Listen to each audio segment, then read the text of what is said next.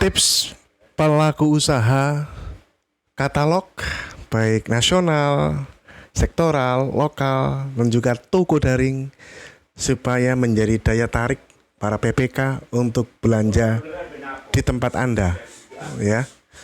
Tips para pelaku usaha. Sharing ini semoga bisa bermanfaat dan ini menjadi bagian dari edukasi untuk pelaku usaha, ya. Di mana minimnya sekarang para ahli pengadaan dan sekaligus VT ini mengajak para ahli pengadaan di seluruh Indonesia dimanapun Anda berada. Mari kita kalau memberikan edukasi jangan hanya untuk para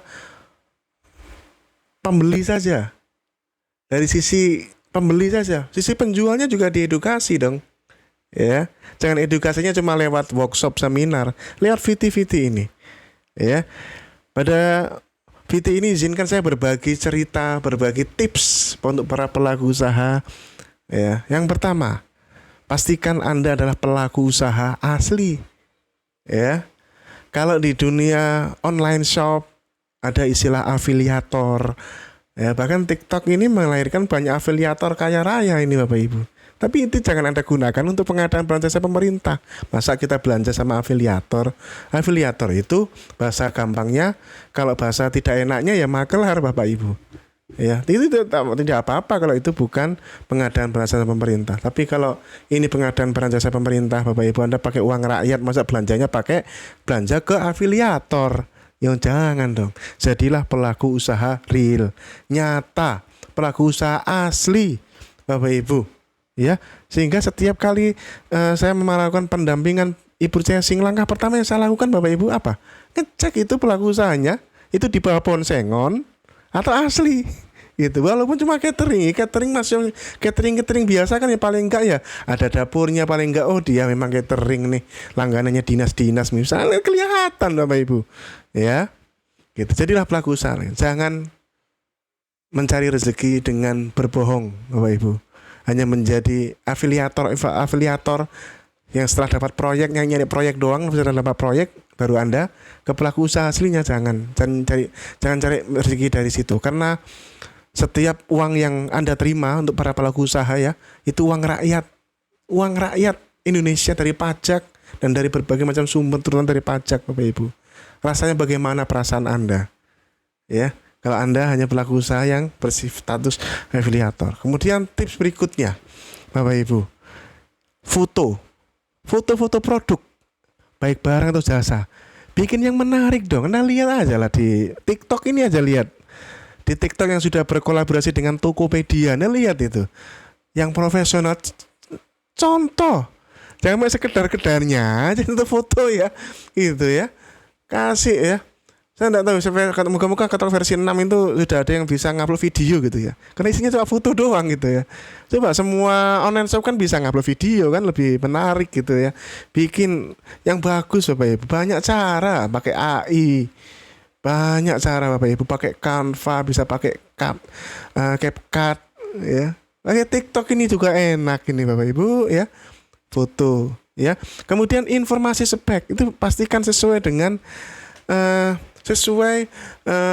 standar spesifikasinya. Kalau itu barang atau jasa lainnya, atau jasa skillware ya, seperti pemeliharaan atau jasa-jasa skillware gitu ya, dan barang, pastikan informasinya itu Bapak Ibu. Apapun di pengumumannya, ya kadang-kadang yang bikin pengumumanmu juga terlalu sederhana gitu ya, spesifikasi gitu toh.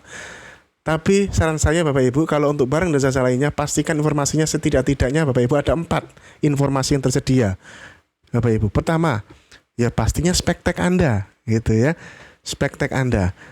Yang kedua adalah spek kinerjanya. Sampaikan KPI Anda dan cara membuktikannya nanti bagaimana. Itu akan menambah keyakinan, menambah ketertarikan Bapak Ibu. Kemudian juga spesifikasi jumlah, spesifikasi waktu berapa lama ya, dan spesifikasi pelayanan, garansinya gitu ya. Gitu. Tips berikutnya, pada fitur lampiran produk Anda upload semua pengalaman Anda Bapak Ibu ya, kontrak-kontrak Anda bisa Anda ringkas dalam file RAR gitu ya, bisa Anda ringkas kontrak-kontrak Anda. Wah, ada 100-200 ya nggak apa-apa kan, zaman sekarang bisa dikompres kok, apa-apa. Nah, kasih dokumen rekapnya bahwa pada saat ini Anda sudah punya pengalaman itu untuk pengadaan suatu barang A gitu, sudah 100 kali. Setidak-tidaknya itu adalah Anda menunjukkan bahwa Anda itu sudah terjual 100 kali, 200 kali, 1000 kali, 2000 kali. Gitu. Bukan kontraknya ya, tapi terjual barang itu berapa kali sama Anda gitu. Baik di pemerintah maupun swasta. Itu justru menunjukkan Bapak Ibu, dan memudahkan auditor untuk meyakini Anda, oh ini pelaku usaha beneran nih. Pengalaman dia aja sudah menjual barang ini sudah sekian kali gitu. Kontraktor misalkan, oh dia sudah berkontrak ini baik dari zaman era tender sampai Ibu Cayasing, gabungin aja sudah. Buat yang rapi gitu ya. Kemudian di lampiran produk itu tips berikutnya, tambahkan perizinan-perizinan yang Anda miliki. Trust me, itu sangat membantu. Perizinan-perizinan yang Anda miliki tambahkan di lampiran produk itu. Unlimited kok itu Bapak Ibu. Tips berikutnya ini penting, tips ini. Pada profil Anda, kasih nomor HP. Saya suka jengkel tuh kalau nanti ya transaksi gitu, ada nomor HP nggak ada, nggak niat jualan. Kalau kok orang itu sudah nggak ada nomor HP, nggak niat jualan sudah. Kasih nomor HP, kasih region kalau perlu PIC-nya wilayah Sumatera. Ini si A wilayah Kalimantan, si B kalau perlu begitu kalau misalkan sudah banyak gitu ya. Gitu, Bapak Ibu. Kemudian tips berikutnya, Bapak Ibu. Isi yang namanya struktur pembentuk harga. Anda jualan laptop, harganya 9 juta. Struktur pembentuk harganya kasih. Bukan saya nyuruh ini keuntungan dikasih tahu, nggak usah Pak, nggak usah. Perlu ini harga pokok produksi sekian, nggak usah, bukan begitu ya. Anda sampaikan saja harga perolehannya apa aja, Bapak Ibu. Sampaikan. Tidak perlu vulgar detail, tapi setidak-tidaknya Bapak Ibu. Itu akan membantu Anda dalam menghadapi audit nanti. Oh, harga ini sudah include ini loh Pak, sudah include biaya ini loh Pak. Ingat konsep pengadaan barang jasa pemerintah itu adalah konsepnya adalah harga perolehan, bukan harga barang. Kalau harga barang ya cukup lihat online shop. Ya, harga perolehan itu sampai benar-benar dipakai seringkali adalah harga terpasang, kecuali fungsi pengadaan itu untuk suku cadang yang ditaruh di gudang misalkan gitu ya. Itu tips-tips penting ya rekan-rekan semuanya. Oke, jadi itulah, semoga ini sih insyaallah sangat bermanfaat ya. Kalau itu Anda lakukan terus menerus Bapak Ibu, rekan-rekan semuanya, maka Anda akan menjadi pelaku usaha yang profesional, Bapak Ibu. Ya, apalagi Pak tipsnya Pak? Tips yang terakhir yang ingin saya berikan VT ini adalah harga.